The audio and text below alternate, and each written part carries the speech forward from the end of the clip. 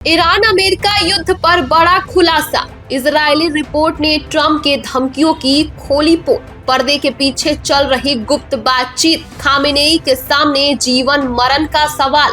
क्या युद्ध की आग में झुलसेगा मिडिल ईस्ट? अभी जो खेल मिडिल ईस्ट में चल रहा है वो किसी जासूसी थ्रिलर से कम नहीं है। एक तरफ डोनाल्ड ट्रंप युद्धपोतों का बेड़ा भेज रहे हैं, धमकियां दे रहे हैं, लेकिन इजरायली सैन्य विशेषज्ञ रोन बेनिशाई ने जो खुलासा किया है वो पूरी दुनिया और पूरी कहानी को बदल देता है। उनका दावा है कि ट्रंप की ये सारी गर्जना सिर्फ एक ड्रामा है। असली में वो युद्ध नहीं बल्कि एक मजबूत डील चाहते हैं जिसमें ईरान घुटने टेक दे। और सबसे बड़ा ट्विस्ट ये है कि सऊदी अरब का क्राउन प्रिंस मोहम्मद बिन सलमान इस पूरे खेल में गुप्त बिचौलिया बन गया है। ओमान, कतर, तुर्की सबने मिलकर एक सीक्रेट डिप्लोमेसी शुरू कर दी है। तेहरान और वॉशिंगटन के बीच इनडायरेक्ट बातचीत चल रही है, लेकिन कोई सीधे नहीं बोल रहा है। ट्रंप ने 3 बड़ी शर्तें रखी हैं। पहली, ईरान अपनी सारी खतरनाक मिसाइलें बनाना तुरंत बंद कर दे। दूसरी, परमाणु कार्यक्रम को पूरी तरीके से खत्म कर दिया जाए। और तीसरी, हिजबुल्लाह, हुथी, हमास जैसे सभी प्रॉक्सी ग्रुप्स को मदद देना बंद करें। मतलब साफ है कि ट्रंप ईरान की पूरी ताकत छीनना चाहते हैं, लेकिन सुप्रीम लीडर अयातुल्लाह खामेनेई अपने जीवन की सबसे बड़ी दुविधा में फंसे हुए हैं। देश के अंदर आर्थिक तबाही है, विरोध प्रदर्शन हो रहे हैं, लोग सड़कों पर उतर रहे हैं। अगर वो ट्रंप के सामने झुके तो देश में बगावत हो सकती है, शासन का पतन हो सकता है, और यदि नहीं झुके तो अमेरिकी हमले का खतरा मंडरा रहा है।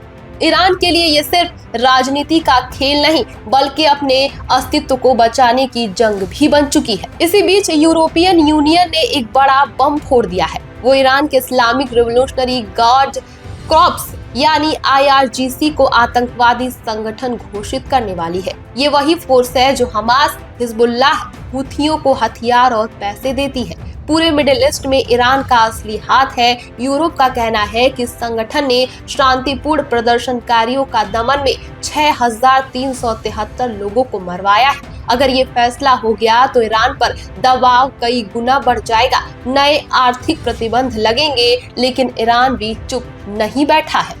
उन्होंने मोसाद के एक कथित जासूस को फांसी दे दी है। सीधा संदेश भेजा कि हम किसी दबाव में नहीं आने वाले हैं।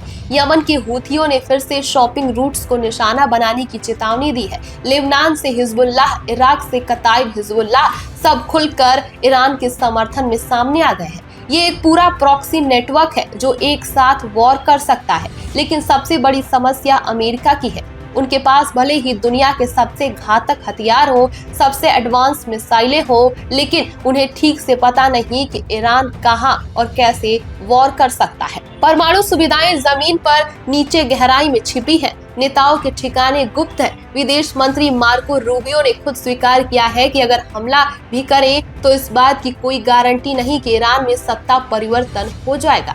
तो दर्शकों, पूरी तस्वीर ये है। एक तरफ ट्रंप का धमकी भरा शो, दूसरी तरफ गुप्त बातचीत, तीसरी तरफ यूरोप का दबाव और चौथी तरफ ईरान का प्रॉक्सी नेटवर्क। अब सवाल ये है कि क्या ये बातचीत सफल होगी या फिर मिडिल ईस्ट एक बार फिर युद्ध की आग में झुलस जाएगा। गाजा में पहले से ही युद्ध जारी है। लेबनान इजराइल बॉर्डर पर तनाव है। यमन से हमले हो रहे हैं। अगर ईरान अमेरिका की जंग छिड़ी तो पूरा क्षेत्र धधक उठेगा। तेल के दाम आसमान छू जाएंगे। दुनिया की अर्थव्यवस्था हिल जाएगी। अभी तो ये शतरंज की बिसात है, लेकिन एक गलत चाल और ये असली युद्ध में बदल सकता है। अगली कुछ हफ्तों में ये तस्वीरें साफ हो जाएंगी। या तो एक ऐतिहासिक डील होगी या फिर मिडिल ईस्ट का सबसे बड़ा संकट देखने को मिलेगा।